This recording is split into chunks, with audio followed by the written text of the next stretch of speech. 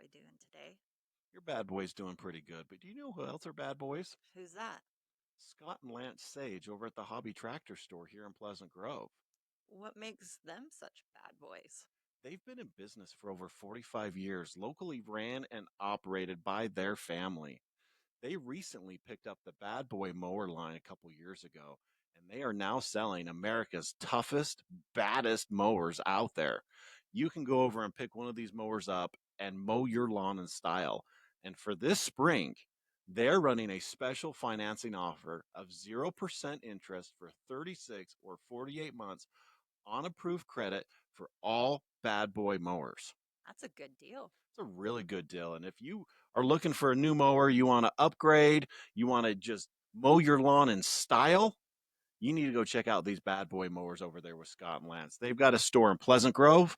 They've got their new location recently opened up in Roosevelt. So why don't you go in and check out one of those locations? Tell them that Scott and Hillary sent you in from Thriving Life's Pickles and pick up your new Bad Boy mower so you can ride off to the sunset mowing your lawn in style.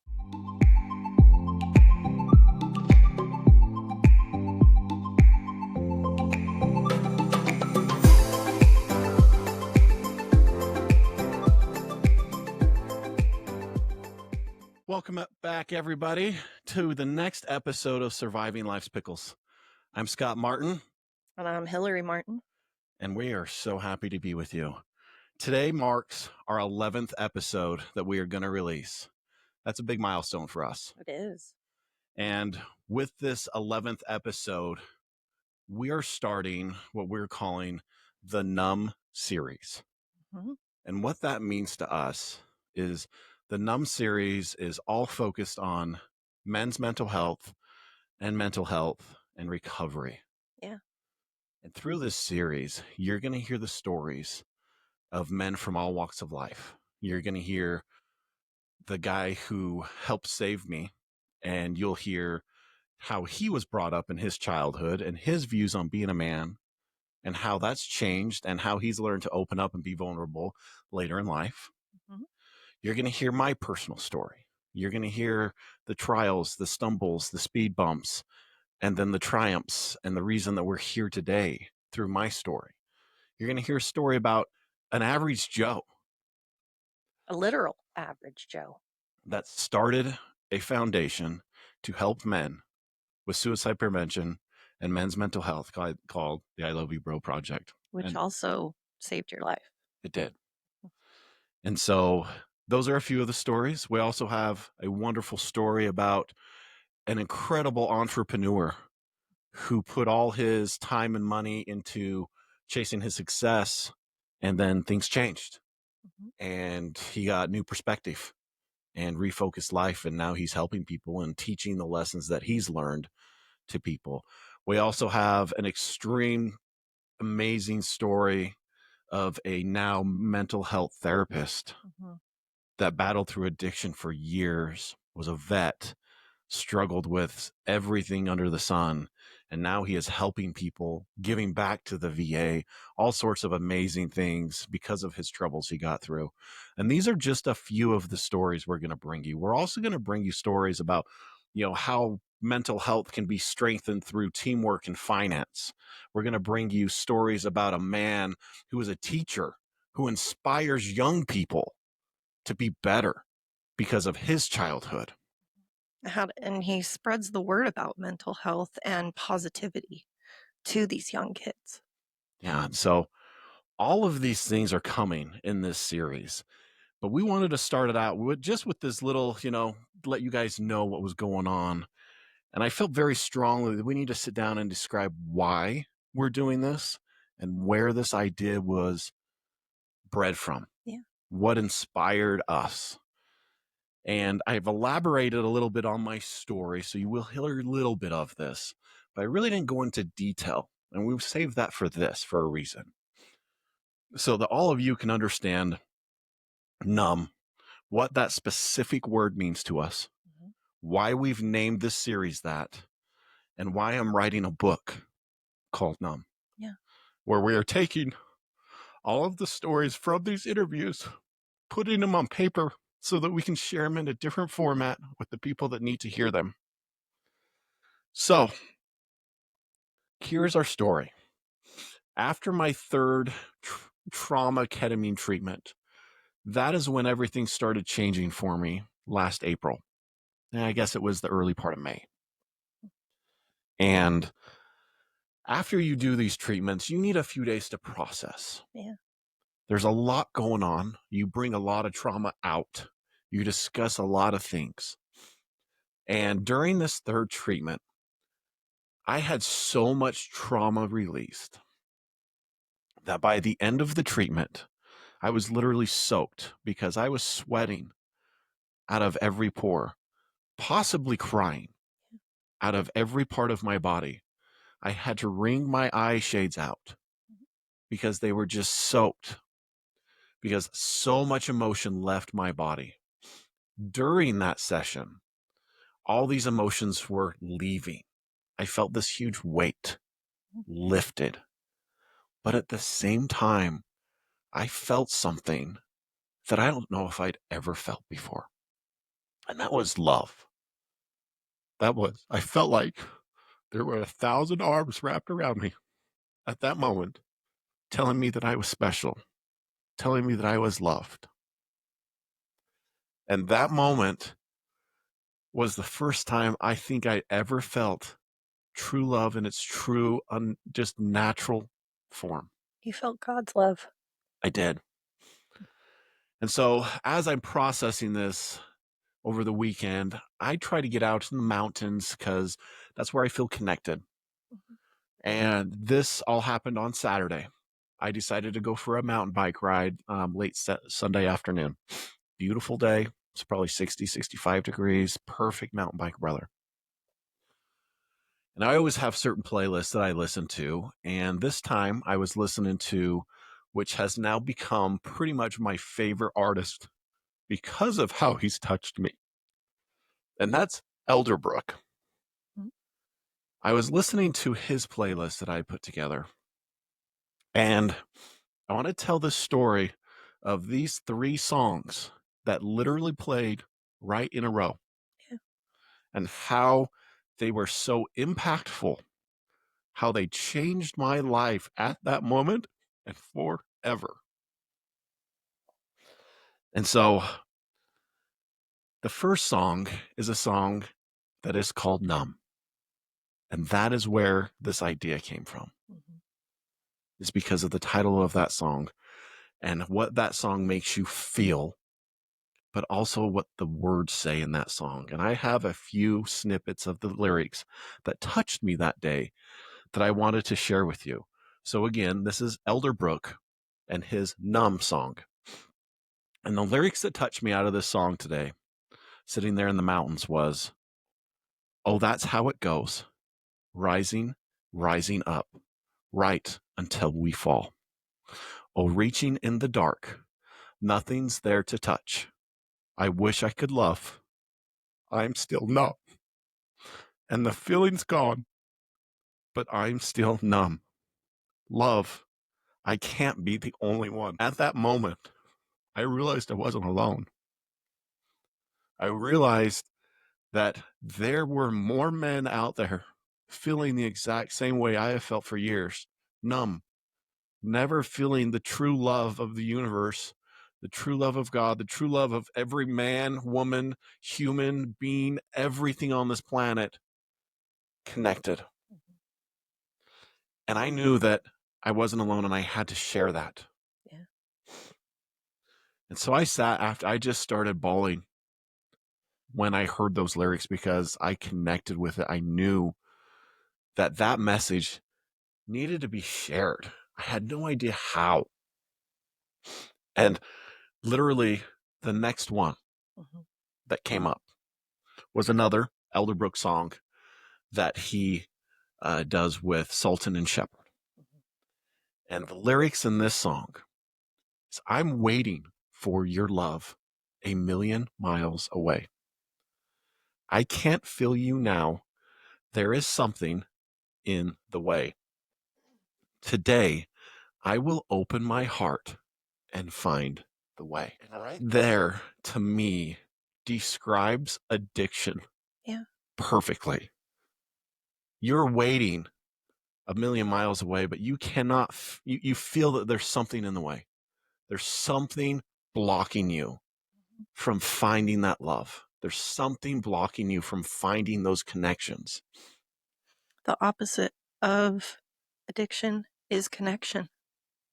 And that's been said multiple times.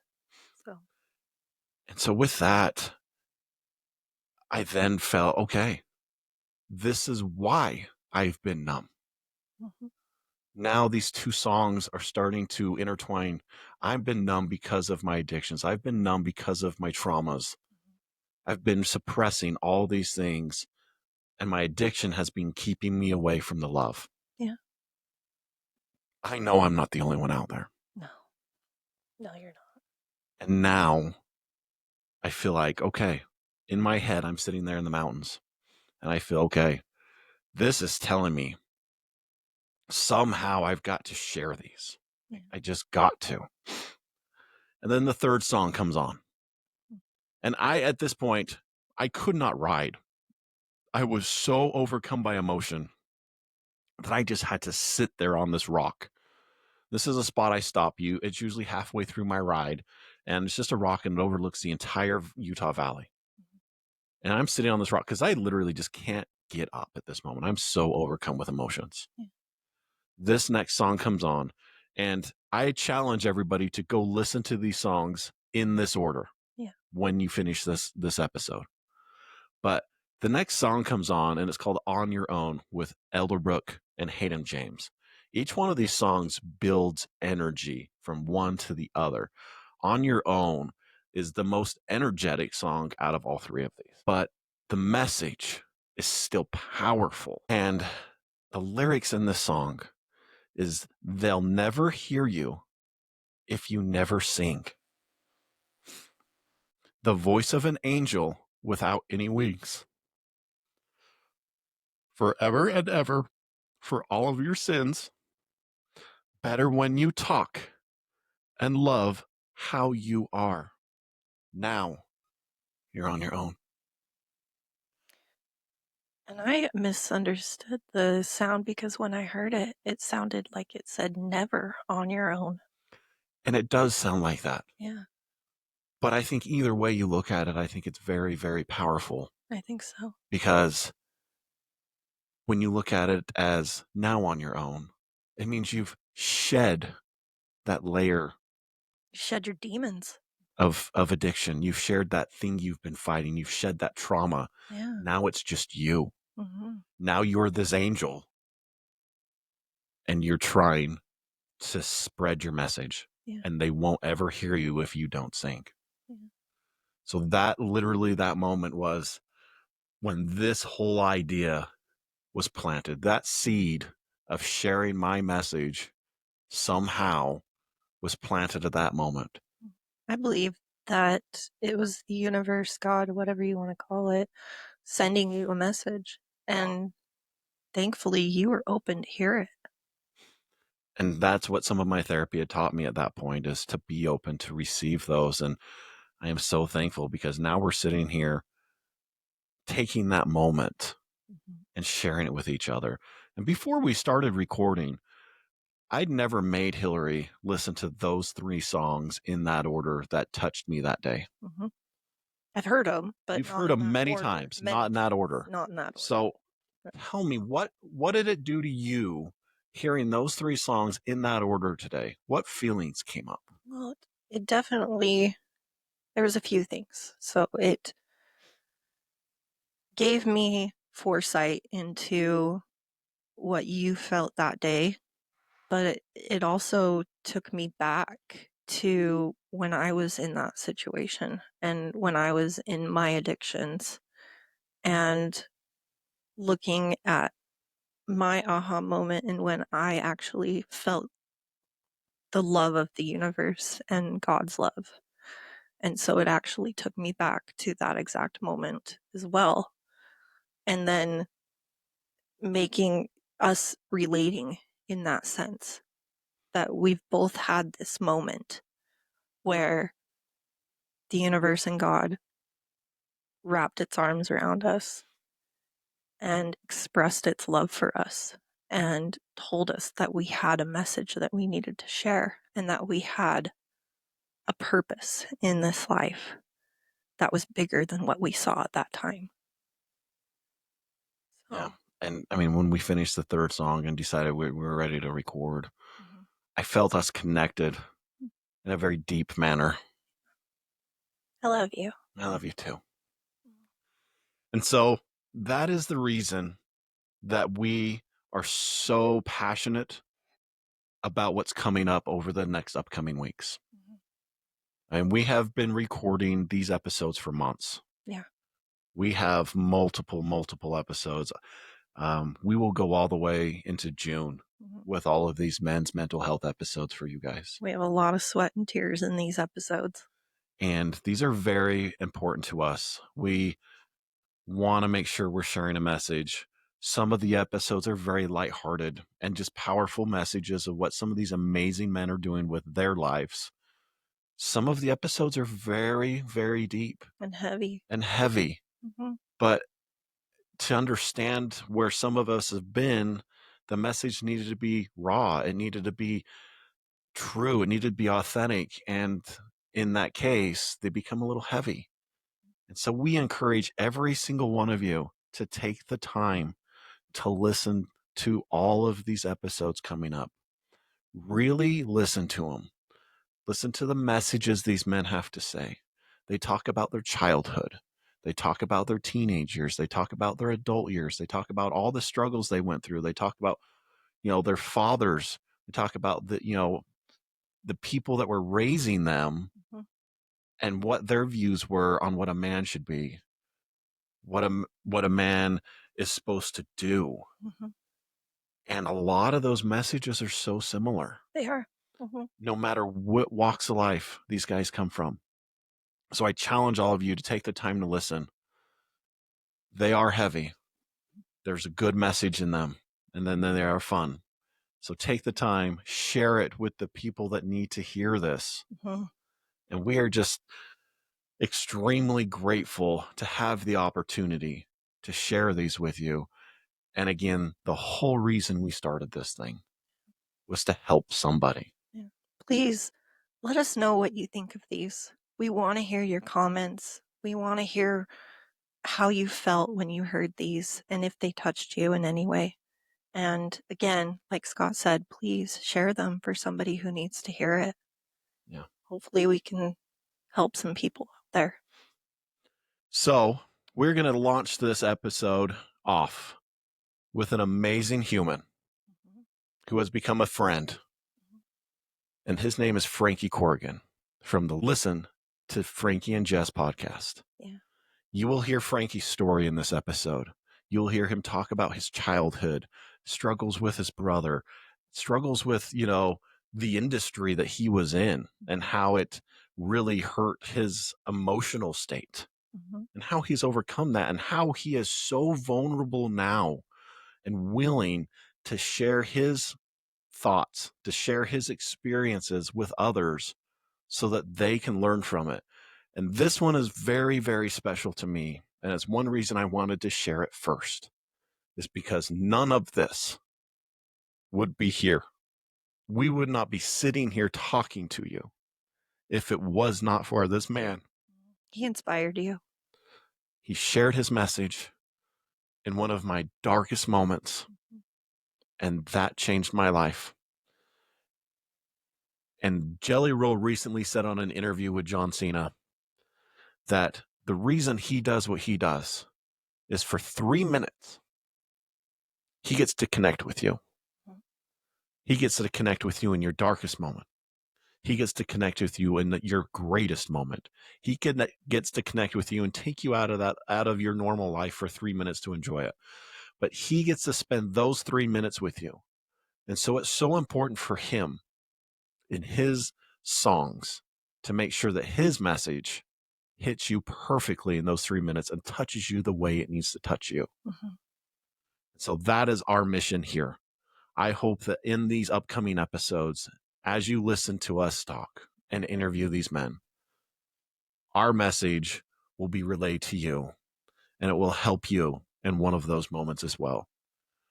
So without any further ado, my friend, one of my heroes, here's Frankie Corrigan's episode, part 1. Well, welcome back, everybody, to our next episode of Surviving Life's Pickles. I'm Scott Martin, your host, and today I'm extremely blessed to have Frankie Corrigan with me today. Frankie, thank you for being here. Thank you for having me. Appreciate it. Yeah, so before we really get into everything, just like we start every episode, Frankie, what are you grateful for today? What's on your mind? Well, first thing this morning, as I do every morning, I'll open up the blinds in our bedroom, and I'm just grateful for our mountains. I actually posted something, a quick little story today on my Instagram. I'm just grateful. And that was a different shot, but I'm always taking pictures of the mountains, but I'm just grateful for them. And whether, I'm looking at smog inversion, it could be beautiful, but they're still beautiful. Even if there's like inversion, I'm grateful for our mountains. And I'm grateful that I got here in one piece because traffic, there was I think a fatality, big accident, northbound I-15. So it's just, that point of the mountain can get a little sketchy, especially late in the day. So just grateful that I'm here, and hope everybody else listening gets home, in one piece. It's scary when people are distracted, not paying attention. Who knows what caused the accident, but it's just scary. Right. What about you? So I've just been overwhelmed today. So today's a little special for me. One, I'm super grateful for my grandfather. Today is his birthday. He's no longer with us, but it's always a day that just brings me a lot of joy emotionally because he was a huge part of my teenage years. Wow. And like a second father? Second father for sure. So he was always there. When did he pass away?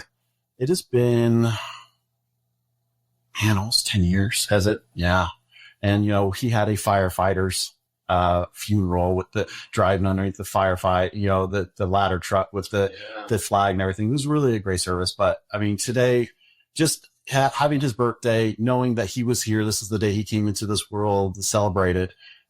It's just a special day for me. I was a little emotional this morning, just thinking about it because, when you grieve and you're sad about it, I mean, it shows how much that you care about that person. So I'm grateful to be able to feel that. But really, I'm extremely grateful to have you here. Well, thanks. And Grateful that you wanted to have me here. so a lot of people have listened to my episode that has played before this one and talked about my journey and how I got to this point. But really, I have to say thank you because I would not be sitting here doing this and having this conversation, putting a podcast together if it was not for you. Wow. Thank you. And, your vulnerability, you're always being out there, and that's just impacted my life so much. And, your journey and you being vulnerable for sharing it is literally what started my path and saved my life that day that I heard that. That's huge. I appreciate that. So and we're coming up on a year of when you aired that episode. It's only about a month and a half away. So isn't that great? So that was the episode you were listening to that kind of was the pivotal change. it was. Wow. It was. It's almost a year ago. Yeah. Wow. So it's been whirlwind. It's been a lot. It's been a lot this year. And look how far you've come. Yeah. And now I'm sitting here with you, and never in a million years would I thought I'd be sitting here on my podcast, having you here that I've listened to since I was in high school. Wow. Thank you. Well, thank you. That means a lot. I mean, seriously, you have no idea.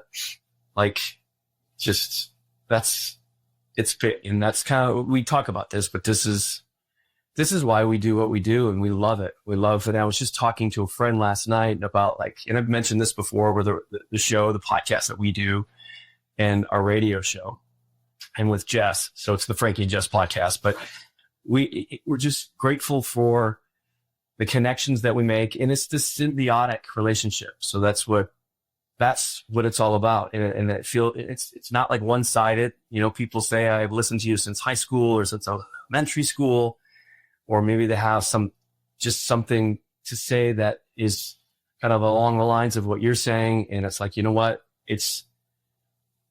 I feel this connection to you as well. Like it's like this symbiotic relationship. The fact that you're on, and even if I don't even know that listener, because a lot of listeners we know or might see them on social media. And then of course there's people that we've never met before. that come up, and they'll say like, "Oh my gosh," and they say, and they're like, "It's gonna sound weird that I feel like I know you," and blah blah blah. You're gonna say, and I'm like, "It's gonna sound even weirder because you at least listen to me, and I'm gonna say it feels like I know you." Yeah, because you have that sense. They know you personally. Through everything that you're sharing, so you have that connection instantly once you guys meet personally. Yeah, and it's a symbiotic relationship. So it's like we know that on the other side that you're listening, and it means the world to us. So I appreciate that, and especially because that's the thing. Like when we've had the highs and the lows and everything in between, and now we've been doing the podcast for over a year. And then Jess and I were doing the show for almost 18 years together. And then I think it was almost 25 before I was let go at the radio station and the show. And everything that's happened in between, right? Loss, the things that you're celebrating on the show and with listeners. And just to know that, again, you're there and we're all in this together. And it's a weird thing to try to articulate, but it means the world. It does. I feel like we've known each other for a very long time. So likewise, that's what's weird. So it's going to even sound weirder. I feel the same way. That's good. And I'm glad that this friendship has developed ever since then. I mean, it's been awesome to get to know you. So that's cool. Likewise. So as we get into this, guys, again, Frankie is here as part of our Men's Mental Health Numb Series. And he's vulnerable and willing to share a lot of his story. And so we're going to kind of start, at the beginning, just like we have with everybody else. And Frankie, let's talk about your early childhood. You grew up in Detroit. What was your perception? What did you feel? What did you look up to your dad as? How did you see him as a man? What did being a man mean to you in your early childhood? But also, what did sharing your emotions look like in your early childhood? So I grew up in Lincoln Park, actually Taylor and then Lincoln Park, which is a suburb, both suburbs of Detroit. Let's see, family of 4. I've got an older brother. He's 5 years older than me. My dad and my mom. It was a pretty good childhood. I think, especially as we were talking about this and kind of where you were going with the direction, I had to kind of think about some things. And, it's weird. I looked up to my dad, and he was as manly as they come. And it wasn't like we were discouraged to be emotional or share our emotions, but we weren't encouraged.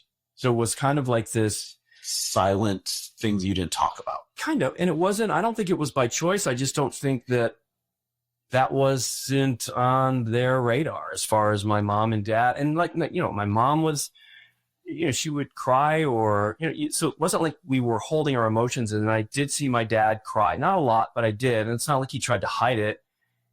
They were very real, but it wasn't like it is now, or maybe, like what it is now, where you try to encourage your children, like it's okay. Like, I'm assuming as a father, you're with your kid, because I'm like with Axel, like it's okay. Men cry, and it's okay to cry. But I didn't get, like I said, I wasn't encouraged and I wasn't discouraged. It was just kind of there. It was just there. And as I kind of thought about some of the questions, like I said before this, prepping for this, because I had to really think about it. Because I really never thought about that. So for me, as I got older, as a young kid, and I was very emotional because of the dynamic with my older brother. So there was me wanting to basically play with him and be next and be like him.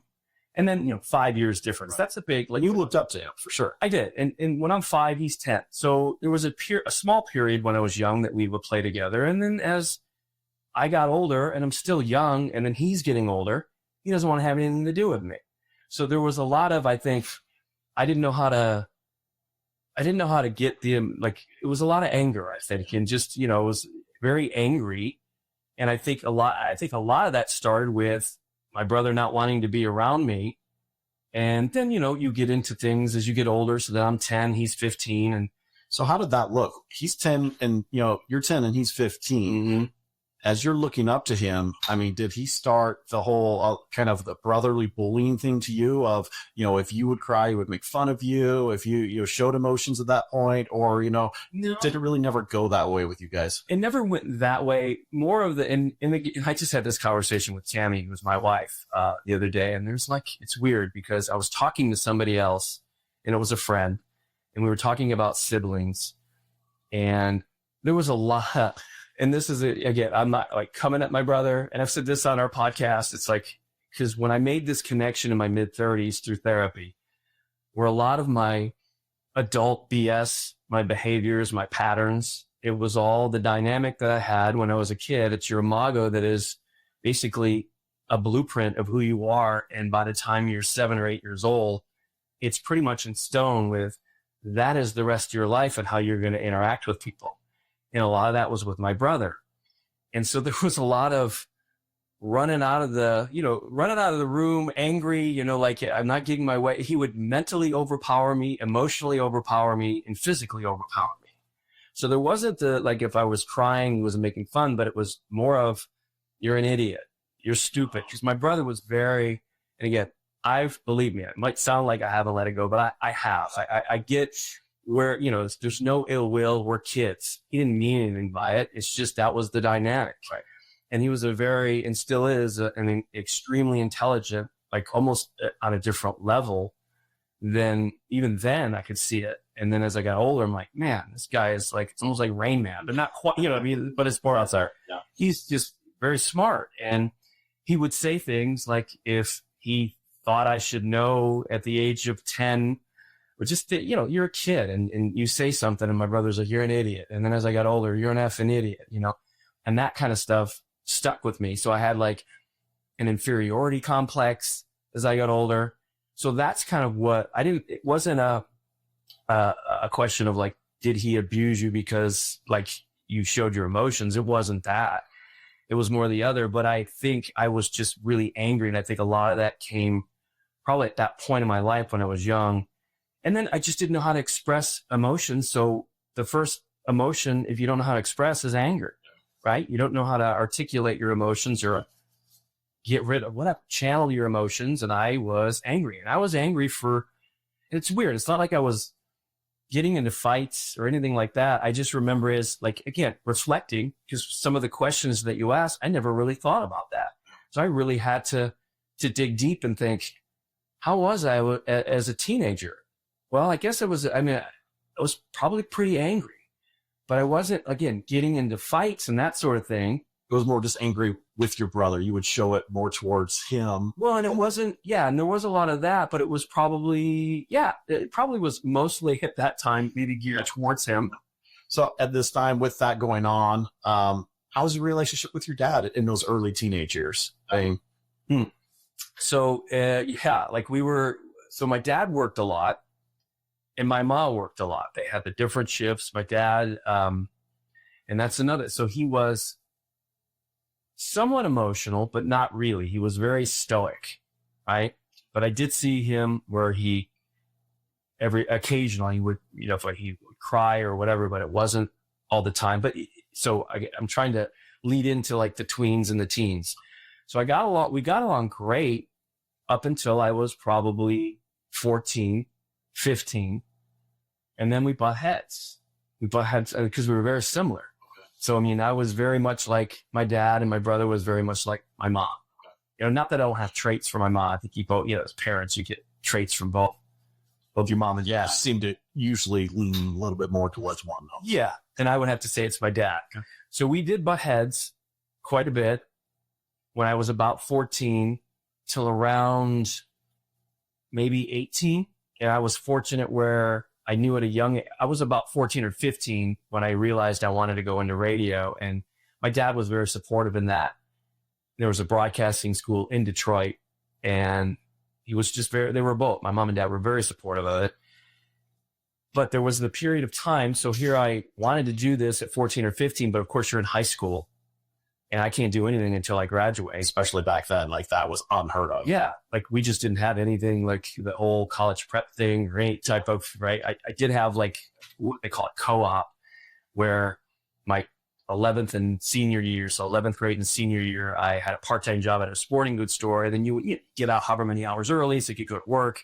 Anyway, so there was a period of time, probably 14 to maybe 17. So about a good 3 years, maybe 4, but probably more like 3 years that I just didn't get along with my dad. And there was a lot of, I don't know, didn't see him a lot. I was doing my own thing with my friends. I was doing stuff that I shouldn't have been doing, drinking, doing stuff that teenagers that would kill our little boy especially back in Detroit. I mean, in those that's the mid 80s, right? Mm-hmm. And just doing stuff that and I've told this story before, and I remember because again, my dad was we were similar, and he grew up literally in the streets of Detroit, and my dad didn't have a father. His father died at a young age. And he had an older brother who he didn't get along with, 5 years difference, which is kind of funny when you think about it. But he had a friend of the family, this guy Luigi, who was a little older than my dad, and he served in World War II. He was a paratrooper, and he got in Normandy and all that. So anyway, so he was my dad's, I guess, closest thing to a father. So he helped kind of keep my dad in the straight and narrow, but at the same time, he introduced my dad to like cigarettes and booze at a young age. So we were very similar in that. Like my dad was, and he was very open about it. Like I shouldn't have been drinking it, so it's not like we weren't having these conversations, but for whatever reason, I still decided to, just do stuff that I shouldn't have been doing. But I do remember at the age of 15, like just out of nowhere, he stopped me in the hallway, like in the house. And he just looked at me out of the blue and said, "Don't think that I don't know what you're up to," and then walked away. And I remember like, holy shit, he knows everything. He knows what I'm doing. Like, and I remember calling my buddy Keith, like, "It's off tonight. We're not going to drink tonight because my dad knows something." But yeah, so there was a period of time where we just didn't talk. When we did talk, it was probably not the best. And I think it was a lot of anger. Again, I didn't know what I was, you're a kid and you got all kinds of stuff going on. I didn't know. You're just going through the hormones in the right, and just trying to fit in high school. And at that point I knew I wanted to go to broadcasting school, but you still don't know what is going to happen with my life. And you have all that anxiety and just all the stuff that you're dealing with as a kid. But I do remember coming around at about 18 or 19, and we started to get closer. And then I went to broadcasting school, and it was nice because before I left home for radio to kind of chase it, I was probably about 20 or 21, and we were tight. We weren't as tight as I was. Like I wasn't as tight with my dad as I was with my mom, but we were still tight. And there were so many things that he taught me that I don't even think he realized he taught me. So I mean, you were saying, did you feel like during that time you were able to talk to your mom about the harder stuff? I didn't talk to anybody about the stuff. So you just, you just pushed that down. You just kept it inside. Yeah, exactly. I had a buddy and a couple of buddies since second grade. So yeah, if you're talking to anybody, it's those guys. And that was, a godsend to have a couple of relationships like that I'm still tight with, these guys from second grade. It was Keith and Bob. But yeah, I didn't have an adult figure that you felt comfortable with. Yeah. But that being said, so, rewind back when I'm about, I think maybe Axel's age, our little boy who's 8, my dad had the kind of the preface of the talk, the birds and the bees, just giving me a little bit of that information when I was 11 or 12. We had it again. So it was a little bit more in depth. Yeah. So he had those talks with me, and he did talk to me about, the drinking and drugs and that sort of thing. And again, it's weird. I think about, like, we had conversations, they were open about it. And he would say, like, I just hope you choose not to do that stuff until you're allowed to. And even then, I hope you don't do it. Right. Even though my dad drank and that sort of thing. But as far as the other stuff, like relationships or the lack thereof, like I didn't have a girlfriend until, not that it wasn't, believe me, it wasn't by choice. I didn't have any kind of relationships until I was 18. That was my first real relationship. And it was a good relationship. So it wasn't like there was a lot of ups and downs with it. It was good. It was a good relationship. Yeah. And it was, and it's probably good that I wasn't, because I've got mixed feelings on that, where kids that are teenagers, they're in these relationships. It's like, you got enough shit going on. Why add that extra? Yeah. And, you know, when you're a kid, you do stupid stuff. And so I had friends that had girlfriends or whatever at young ages, and it just didn't, even though I wanted it, it just seemed like one more thing that I can't navigate, like just daily life. I mean, I could, but it was hard to navigate on a day-to-day basis, yet alone throw a relationship into it. So I guess I am thankful that it wasn't, you know, my first relationship, real relationship until I was 18. That was a pretty good thing when I put back, you know? Yeah, it's huge. So, and I know just from listening to you on the radio, when you decided to leave to chase the broadcasting, you know, career, that's when you had to break that off. If I remember. Oh my gosh, you do. Yeah, that's exactly it. And I did. And that was something that I still have regret to this day, only because of what I did. But I was young, stupid. You know, you don't know. You don't have, it's still at that age, you don't have the ability to form, especially with boys, the consequences of our actions. Just don't think about it. Just don't. And I think girls, I think they say that the front part of the brain or whatever part of the brain is that's supposed to develops earlier in girls than it does guys. And I want to say it's like mid-20s for guys, whereas I think girls, it's like early 20s to the ability to form a consequence with an action, right? I'm going to say it's 30s for guys, just from my experience. Well, and seriously, late 20s, I mean, true, like 30s. But yeah, that was where, and you know, we had a great relationship. But here's, in my mind, I remember, because she was getting ready to go to college. She was going to go to Michigan State, and I was in broadcasting school. And I just had this, going back to that friend of mine, Keith. So he had moved from Detroit down to Naples, Florida, which is just south of Fort Myers. He was down there with his grandpa, and like he was in a different apartment, but they, you know, in his at the time girlfriend, now wife, but they had a little baby. And he said to me, he was like, I know if you move down here, you can get a gig in this market. And that was the whole thing. Like I worked, it was in Detroit, but I wasn't in Detroit working in radio. I was in some of the smaller markets. I worked in Ann Arbor part-time, and then I worked in a small little farming community, like 70 miles outside of Detroit, doing overnights. I mean, population 49,000 in this county, and probably 4 people listening to the station when I was on, if that. I mean, truly. But it was where I cut my teeth, and I knew I needed to move away from this, you know, to like a media market to get the career going. So my buddy said, I know you, if you move down here, you can get a gig. And ultimately that's what had happened. But at the time, I've got this girlfriend, but I didn't have any of this conversation with her. I just decided I'm going down to Fort Myers or Naples, and then I'm going to get a job. I'm going to pound the pavement. And I said to her, in my mind, she was going off to East Lansing, which is like 2.5 hours from Detroit. I was going to be going off eventually and do my thing. But again, we never had a conversation. I just remember it was devastating. And she was like devastated.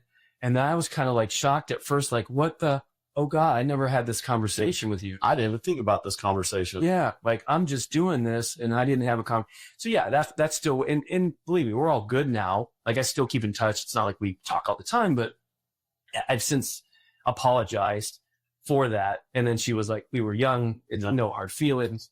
But I look back, and it was tough. And I remember literally driving, it was like a freaking movie, driving on I-75 as I'm moving with all my shit, my Ford Festiva. And those aren't very big. And am I allowed to swear in this? Oh yeah. Okay, perfect.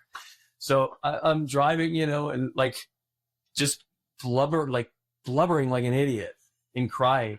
And so I'm driving in this surf blue Ford Festiva with all my stuff packed in it, and just heading down to, because I ended this relationship and didn't think that in my mind that, like, I thought we were good. I thought you were heading off to East Lansing. I was going to do my thing. And yeah, anyway. And you didn't think that it was going to affect you because you had this goal. Yeah. I mean, so now you've moved down, okay, and you moved away from all your family. Luckily, you moved down to where Keith's at. So that you had at least that. I had a little lifeline there, yeah. But now you're all by yourself. Mm-hmm. I mean, really, mom and dad are thousands of miles away. It was terrifying. Your brother's 1,000 miles away. Mm-hmm. So how did you deal that first year being gone from everything you knew? Like, that had to have been really mentally straining, physically straining, because, you know, probably working really crazy hours trying to get the gig you wanted. Yeah. Like, how did you deal with, you know, that mental and emotional state during that first year down? I think that's kind of when I started, and I probably learned when I look back and think about my parents, and they were hard workers, right? And I was just having this conversation with another friend. You think that the work ethic that we get from our, like you hang your coat or your hat or your hat on that. Like, as far as I got this work ethic from my parents, which is good. You want work ethic, but with that, like, if you've got that type of, I guess, that the gravity of the work ethic that I think that you probably came from as well, where you just work, man. You work, right? You work for it. It's what Keeps you busy. it's what you do. But it also, like, when the time comes, you're not dealing with anything. So I think that helped me. I kept busy. I was terrified, but it was exciting at the same time. That I'm starting this. I knew what I was going after, but I didn't know what I was going after. I knew I wanted it, but I didn't know where it would take me, and I was willing to go anywhere. And you just did it. And to the point where I look back now, and if I could go back and talk to 21-year-old Frankie and be like, enjoy where you are, enjoy that process, because it took me a long time to kind of figure that out, where I'm just now starting to truly enjoy it. Like I was before on the radio, but there was so much other shit that I was dealing with. I didn't realize how bad it was, just the situation that we were in. But if I could go back and say, enjoy what you're doing, you can go after it, but enjoy it. And I don't think I enjoyed it like I should have. Like I was living in Fort Myers, like Beautiful place. Is one of my favorite places to go. you're minutes from the beach. Right. Right. And the beaches are they're gorgeous. Flower sand. Yeah. Just white and soft. And I probably, when I was down there for I think I was down there for 2 years, maybe just under 2 years, I could count on one hand how many times I went. And actually, unless it was for work and we were doing stuff with the radio station, but as far as personally enjoying it, not as much as I should, because I was always working, and I had other jobs trying to kind of float, to what I wasn't making with the part-time gig that I had there in radio. But I still loved it. And I think I immersed, to answer your question, how did you get through? Once a week I'd collect my parents at this, I'll never forget the payphone where it was. It was behind this McDonald's. That's where, until I moved up to Fort Myers, and then I had, eventually we got like a phone and all that when I had roommates. But that was still like, collect calls that you would do once a week. And you didn't want to share emotional stuff during that time. You wanted to catch up and say hi. Yeah. And I didn't know how to share emotional stuff. And in having conversations later, like my mom, like I think the first time that I told her, probably like 5 or 7 years ago, we were talking about this and how bleak it was. But again, it's not like I'm whining. Those were my college years, and there's nothing wrong with suffering. I mean, it really does, I think, build character, right? It really builds who you are. Yeah. And so my mom would say, like, when I told her, like, I get 5 or 7 years ago, she's like, if I would have known that, what you were going through, you were struggling. I'm like, what? What would you have done? Like, what you would have told me to come home?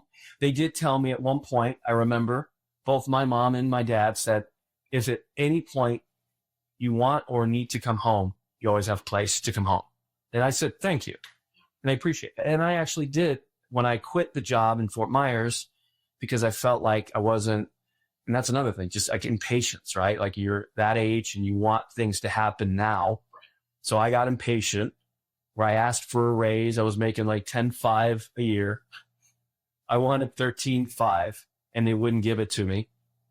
And no hard feelings, but I'm like, I have to do what I got to do. So I moved up to Michigan, and then I got a job down in Jacksonville. So I was up there for a month until this thing down in Jacksonville, Florida panned out. Same damn thing though. But it was great there. I was doing overnights and then morning show producer. I was a part of the morning show, and then that led into a full-time part. Like I got rid of no, I don't think I did. I think I did that overnight thing the whole time that I worked there.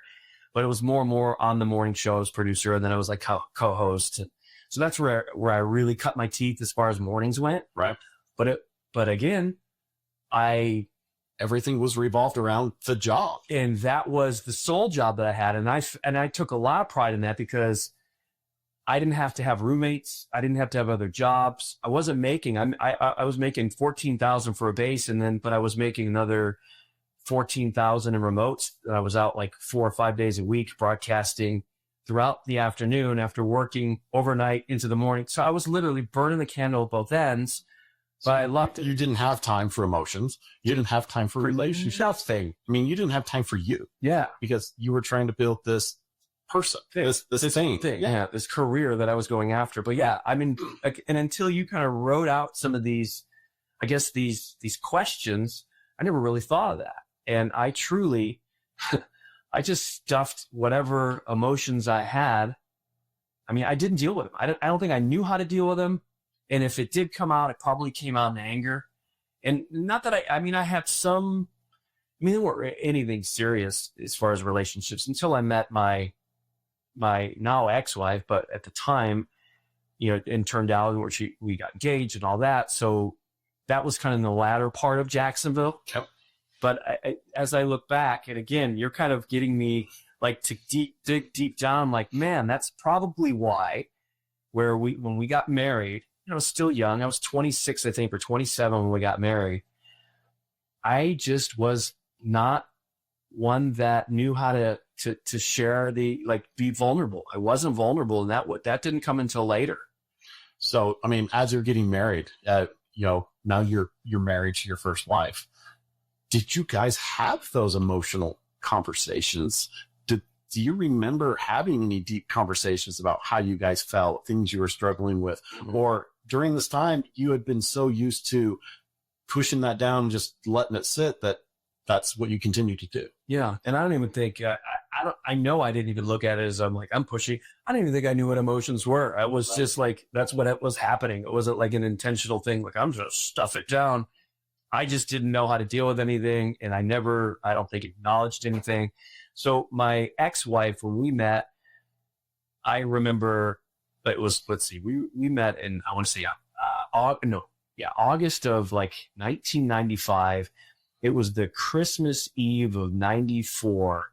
So it was not too long before we met. She lost her mom at a young age. So there was a lot of that, she was dealing with. And I don't think she knew how to deal with it. I mean, there were times where she would kind of open up, but not really. So I think we were just young, and both of us probably didn't know how to deal with our emotions. And, you're married, and that's not a good thing for anybody. If you're not able to know what you're feeling and to know how to articulate it, especially if you are married to your spouse, I mean, that's huge. And I just don't think either one of us had the tools to do that. So it was a good relationship there, the first. I mean, there wasn't, anything really bad, from everything that I've, again, known you from the radio.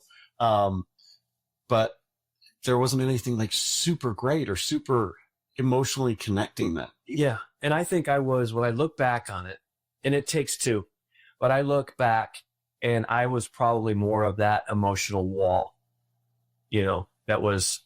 We don't need to talk about this. Yeah. But yeah, it was, yeah, exactly. It was a wall that I put up over the years, and it just probably got bigger and bigger.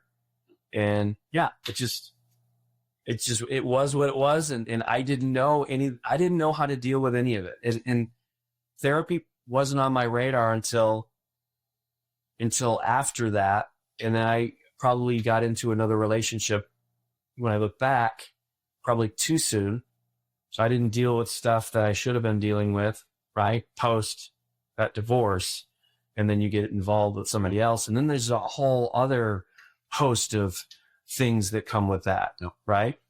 Well, and during this time, if I remember, I timeline again, just from listening to you for the years that I've listened to you, this is the time you were married to her when you moved out here, correct? Yes. I moved out in 97. Yes. So when you had the incident with the morning show host there that you were working with, that kind of led to you leaving because you were tired of his shit. This was in Charlotte? Yeah, this was in Charlotte. So, really, you kind of a little bit of that anger and a little bit of that frustration really ended up going towards him. Oh, yeah. At that time. Oh, yeah. So that was the guy. Yeah, that was when I was in. So I'll give you, from Jacksonville, that's when I met my fiance, girlfriend. Then we were engaged, and then we ended up getting married. But we went from Jacksonville to DC was in DC. It was a 5-year gig that I knew the first week into the gig that this wasn't the gig that I should have taken. Okay. And I was like, oh no, I just moved the two of us up here and I've got a 5-year, it was like 80, it was the people that owned the station at the time was ABC Disney, and they were signing radio and TV people 5-year contracts. And those things, just for the people that don't know, I mean, sure, there's a little protection, but most of the protection is on them, the company's side. Right. You know what I mean? So I knew, though, a week into it, this is not the gig. It was like, and I even had a program director in Jacksonville at the time say, this isn't the gig. Right. Yeah, he knew more about the person that I was going to work with than I did. And he was just like, but you have to do this. He's like, I'm not trying to stop you. You have to take this gig. This is a huge gig, but I don't think it's for you. And he was right. So long story short with that is about 9 months into that gig, they came to me and they said, it's not working out. And I was like, oh, thank God. You're right. It's not working out. So then we had like talks and they said, let's just part ways. And I'm like, yes, let's part ways.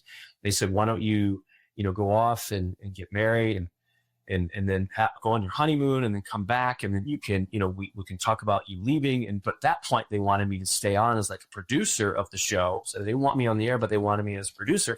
And I was striving to be on the air. And I said, and I just knew that I'm like, even if it was something on the air, I'm like, let's just part ways. We talked about parting ways. And it was a nice parting.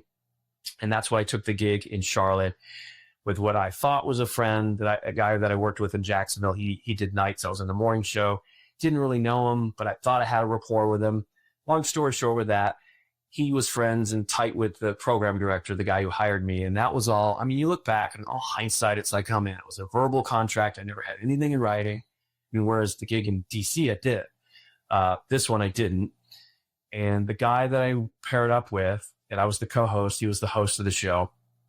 He ended up, and I had other people pull me aside and say, you're stepping on his toes. You're stepping on his toes. I'm like, what are you talking about?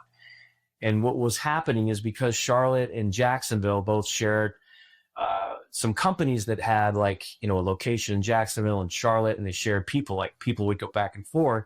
So we would have people like with, I think it was Johnson. Johnson was a big company, maybe coming from Jacksonville into Charlotte going, oh my gosh, I listened to you, for years on the Big Ape, and, saying it to me.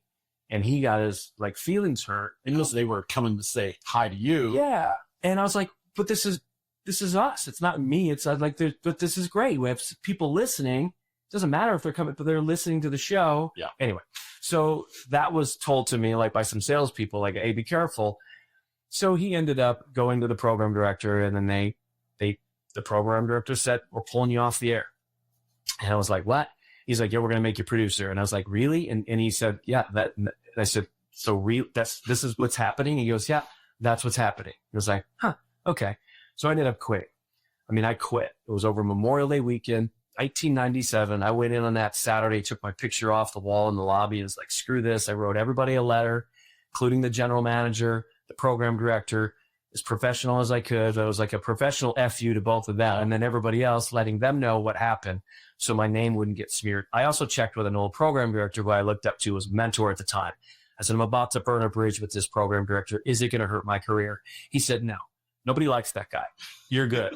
So that is the lead up to your story, is like I'm sitting there and I'm fuming, I'm pissed, right? And I'm listening to this jackhole who stabbed me in the back, and he's talking about Keanu Reeves and how Keanu Reeves is going to call the show. And Doc Star, the band, was in town that night in Charlotte. And I just had an idea, and it ended up working. I called a guy that I worked with in Fort Myers. I'm like, I need you to call a hotline. I need you to just act like you. Don't say, just act like you being Keanu Reeves. I don't want you to act like Keanu Reeves. I said, this guy is an idiot, and he's dumb enough to fall for it. And he did. For 2 breaks on the morning show, he threw what he thought was Keanu Reeves on the air for 2 breaks. And this guy, even if you're not a fan of Keanu Reeves, you could tell that that's not Keanu Reeves. I mean, it was just so far left field. The guy, he's a goofball. My buddy Jim, he's a goofball, and I love him. And he was just, so anyway, so that guy eventually found out, because I was still friends with the producer of the show. The real Keanu Reeves called like about 45 minutes later, and then the producer had to go in and say, Keanu Reeves is on the line, and then that guy who I burned, the host, he was like, "We already have to talk to him," like that. Never even turned around. So he knew at that point. So that guy, that producer, said he knew that I knew what had, like, it was me. Yeah. He said he knew exactly what had happened, and he was pissed. And I was like, good. So that was, yes, my anger. That was my way of, You released a little pressure on that. yeah, I for sure. And that was, yeah, I was so angry at that. But that was nobody got hurt other than his pride and his ego, right? That's the only thing that got hurt in that little thing. But that was definitely a revenge. But yeah, I was an angry guy and a lot of that came out in relationships and just didn't know how to deal with the emotions. So a lot of it, and when I say anger, it's not like I was abusive by any means, but maybe like as far as my yelling and stuff like that. But I would run out of the situation. That was my big downfall for a long time. Leave the situation, not deal with it. I would leave. I would get, but it was my 8-year-old Frankie. That's what I found out in therapy. That's where it was coming from. Okay. So, I mean, that all happens now. Now you moved to Salt Lake. Mm-hmm. The job opened up. You got the gig here, you moved here with your wife. Mm-hmm. Still, all that's still about the same, right? You're still kind of just going. Like you relieved a little pressure, for sure. And you probably felt a little bit better for a little while with being able to do that. But as you settled in here, it's a new town, new city. And I know you fell in love with it immediately. I really did. But did that start to build up again? Could you feel that emotionally as you started to make a life here? Thank you for tuning in to part 1 of Frankie's story. Tomorrow, we will hear part 2 of how moving to a new city and a new job affected him emotionally and what happened over the next few years as he really started diving into therapy and becoming more vulnerable. He has some amazing stories to share with you as we wrap up this first episode of our Numb Mental Health Men's Series. Also, don't forget to check out the Hobby Tractor Store for all of your lawn mowing, landscape, and small tractor needs. They have locations in Pleasant Grove and Roosevelt, and they're happy to serve you at any time. Thank you again for tuning in to Surviving Life's Pickles. We couldn't do this without you. We appreciate and love every single one of you. We hope that this story today has helped you in some way, or that you can share this with a friend and family member that needed to hear it. Please hit like, share, and we will see you tomorrow. Thank you.